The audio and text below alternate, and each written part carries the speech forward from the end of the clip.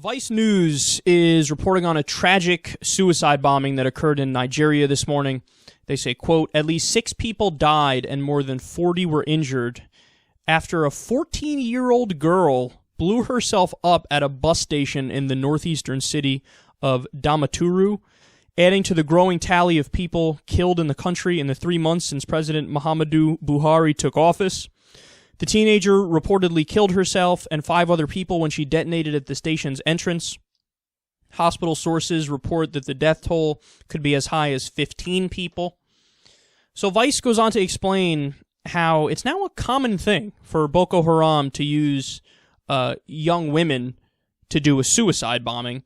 Quote, a 10-year-old girl suicide bomber, 10 years old, killed 16 people in Damaturu in July. Boko Haram unleashed its violent campaign on Nigeria 6 years ago, leaving at least 17,000 civilians dead and forcing millions to flee. So this is an absolutely heartbreaking story, and it is an insane story.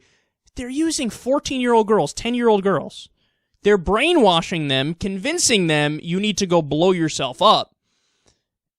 And how are we supposed to fucking respond to this? That's my question. Like, what do you do when your enemy is that vicious, that vile, that brainwashed, that crazy? We covered the story before from Vice, where people said that some people in Boko Haram literally killed their parents.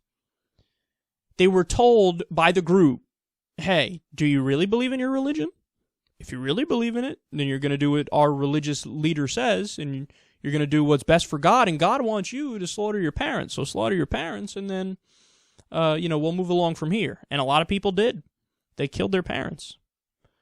Now, this is another situation that's so fucked that I don't know how to solve it. Now, thankfully, under the previous president, there were gains against Boko Haram in the sense that they were able to take back towns and areas that Boko Haram had taken over, and the Nigerian military is really doing a good job overall in combating the violence from Boko Haram. But I don't know what the long-term solution is. So obviously the group is so extreme and so radical and so violent that in many ways, for many of the people in the group, there is no hope but a military solution to defeat them. But on top of that, what do you do? I mean, obviously you have to start de-brainwashing them from the over-the-top fundamentalist religious garbage that they believe.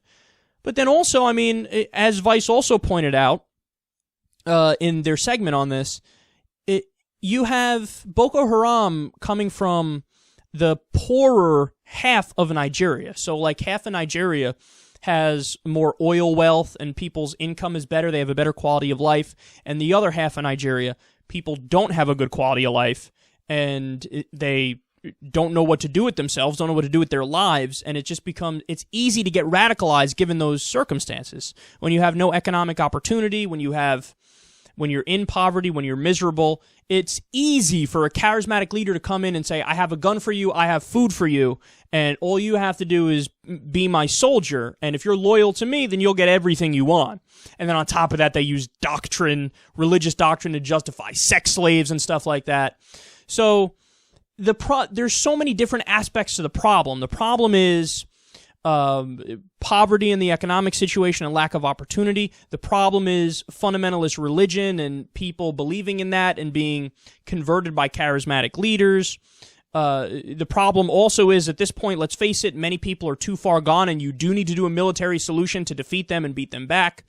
But overall, the situation has deteriorated so much to the point where 14-year-old girls and 10-year-old girls are being used as suicide bombers, which presents a whole new problem of, the idea is people would say, well, you can somewhat profile in some circumstances in order to fight back, but apparently you can't, because they've beat the profile in a certain sense.